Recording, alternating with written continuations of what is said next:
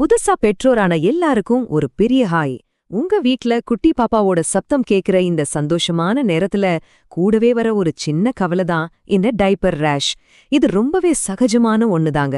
ஆனா அத பத்தி சரியா புரிஞ்சுக்கிட்டா நாம ஈஸியா சமாளிச்சிடலாம். சரி வாங்க இத பத்தி நாம தெளிவா பார்க்கலாம். உங்க செல்லத்தோட சருமத்தை எப்படி பட்டு மாதிரி பாத்துக்கிறதுன்னு தெரிஞ்சுக்கலாம்.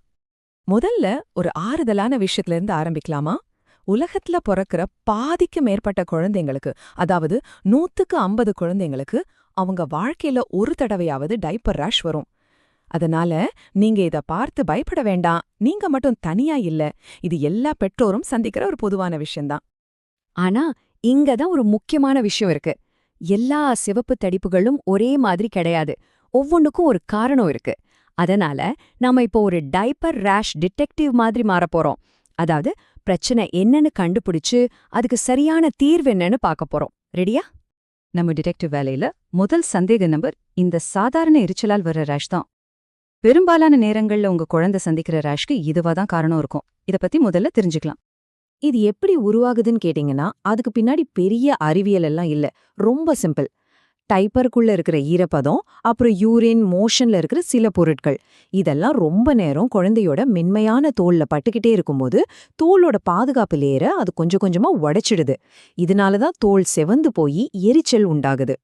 சரி, இப்போ நம்ம டிடெக்டிவ்களுக்கு ஒரு முக்கியமான க்ளூ. இந்த சாதாரண எரிச்சல் ரேஷை கண்டுபிடிக்க ஒரு ஈஸியான வழி இருக்கு.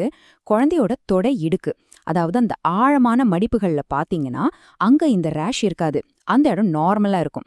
ஏன்னா டைப்பர்ல இருக்கிற ஈரப்பதம் பெரும்பாலும் அந்த மடிப்புகளுக்குள்ள போகாது. இது ஒரு சூப்பர் க்ளூ இல்லையா? இது சரி பண்ணுவோம், வராம தடுக்கவும் ஒரு சூப்பரான சுலபமான ஏபிசிடி ஃபார்முலா இருக்கு. ஏ, ஏர் அவுட், அதாவது காத்தாட விடுங்க. ஒவ்வொரு தடவை டைப்பர் மாத்தும் போதும் கொஞ்ச நேரம் காத்துல உலர விடுங்க. பி, பேரியர் கிரீம், தோலை பாதுகாக்க ஒரு நல்ல திக்கான கிரீம் போடுங்க. சி, கிளீன் ஜென்ட்லி, மென்மையா சுத்தம் பண்ணுங்க. டி, டிஸ்போசபிள் டைப்பர்ஸ், ஈரத்தை நல்லா உறிஞ்சுற டைப்பரா யூஸ் பண்ணுங்க. கடைசியா இ, இவாலுவேட் ஃபிட், டைப்பர் ரொம்ப டைட்டா இல்லாம கரெக்டா இருக்கான்னு செக் பண்ணுங்க. இந்த 5 ஃபாலோ பண்ணாலே போதும். அந்த பேரியர் கிரீம் எவ்ளோ போடணும்னு உங்களுக்கு டவுட் இருக்கா? இந்த உதாரணம் உங்களுக்கு நல்லா புரிய வைக்கும். ஒரு கப் கேக் மேல ஐசிங் எப்படி திக்கா அழகா வைப்போமோ அதே மாதிரி தாராளமா ஒரு தடிமனான லேயரா கிரீம போடுங்க. அப்போதான் அது ஈரத்துக்கும் தோலுக்கும் நடுவுல ஒரு நல்ல கவசமா வேலை செய்யும். இதுவரைக்கும் நாம பார்த்தது ஒரு சிம்பிளான கேஸ். ஆனா சில சமயம் கதையில ஒரு பெரிய ட்விஸ்ட் வரும். அந்த ரேஷ் வெறும் எரிச்சலா இல்லாம ஒரு இன்ஃபெக்ஷனா இருக்கலாம். இப்போ அந்த மாதிரி ஈஸ்ட் மற்றும் பாக்டீரியாவால வர்ற ரேஷை எப்படி கண்டுபிடிக்கிறதுன்னு பார்க்கலாம். இந்த ரெண்டுக்கும் உள்ள வித்தியாசத்தை இப்போ தெளிவா பார்க்கலாம். எரிச்சல் ரேஷ்ல மடிப்புகள் தப்பிச்சிடும்னு சொன்னோம் இல்லையா? ஆனா ஈஸ்ட் ரேஷ், அதாவது கேண்டிடா தொற்று, பிரகாசமான சிவப்பா பளபளன்னு இருக்கும். முக்கியமா அது அந்த ஆழமான மடிப்புகளுக்குள்ளதான் ரொம்ப மோசமா இருக்கும். இன்னொரு முக்கியமான அடையாளம், அந்த சிவந்த பகுதியைச் சுற்றி சின்ன சின்னதா சிவப்பு புள்ளிகள் தனித்தனியா இருக்கும். அதுக்கு பேருதான் சேட்டலைட் புடைப்புகள். பாக்டீரியா தொற்று கொஞ்சம் அரிதானதுதான். ஆனா நம்ம தெரிஞ்சு வச்சுக்கிறது ரொம்ப நல்லது. முக்கியமா ஆசனவாய சுற்றி மட்டும் பிரகாசமான சிவப்பா இருந்தா அது ஸ்ட்ரெப் தொற்றா இருக்கலாம். இல்ல அந்த இடத்துல மஞ்சள் நிறத்துல ஒரு மாதிரி காஞ்சி போயிருந்தாலோ சீழ் இருந்தாலோ அது ஸ்டாஃப் தொற்றா இருக்கலாம். இந்த அறிகுறிகள் தெரிஞ்சா நீங்களே கடையில மருந்து வாங்கி போடாம கண்டிப்பா டாக்டர் கிட்ட தான் காட்டணும். இது ரொம்ப முக்கியம். ஏன் நாம ராஷ்ய கரெக்டா கண்டுபிடிக்கணும்னு இவ்ளோ தூரம் பேசிட்டு இருக்கோம்? ஏன்னா ஒவ்வொரு பிரச்சனைக்கும் ஒவ்வொரு தீர்வு இருக்கு. சரியான பிரச்சனைக்கு சரியான மருந்து கொடுத்தாதான் வேலை செய்யும் இல்லையா? அது மாதிரிதான் இதுவும். இந்த அட்டவணை உங்களுக்கு இன்னும் தெளிவா விளக்கும். சாதாரண எரிச்சல் ரேஷுக்கு நாம பார்த்த பேரியர் கிரீம் மட்டுமே போதும். ஆனா அதுவே ஈஸ்ட் தொற்றா இருந்தா அதுக்கு ஆன்டி ஃபங்கல் கிரீம், அதாவது பூஞ்சை எதிர்ப்பு கிரீம் தேவைப்படும். பாக்டீரியா தொற்றுக்கு டாக்டர் என்ன மருந்து எழுதி தர்றாரோ அதை மட்டும்தான் பயன்படுத்தணும். இப்போ நான் சொல்ல போறது ரொம்ப ரொம்ப ரொம்ப முக்கியமான ஒரு எச்சரிக்கை. ப்ளீஸ் நல்லா கவனிங்க. உங்களுக்கு வரது ஒருவேளை ஈஸ்ட் ரேஷா இருக்கலான்னு சந்தேகம் வந்தா எந்த காரணத்து கொண்டும் ஹைட்ரோகார்டிசோன் மாதிரி ஸ்டீராய்டு இருக்கிற கிரீமை அந்த இடத்துல போடவே கூடாது. ஒரு போதும் போடாதீங்க. ஏன் ஸ்டீராய்டு கிரீம் போடக்கூடாதுன்னு அப்படி சொல்றோம்? அதுக்கு ஒரு மெடிக்கல் காரணம் இருக்கு.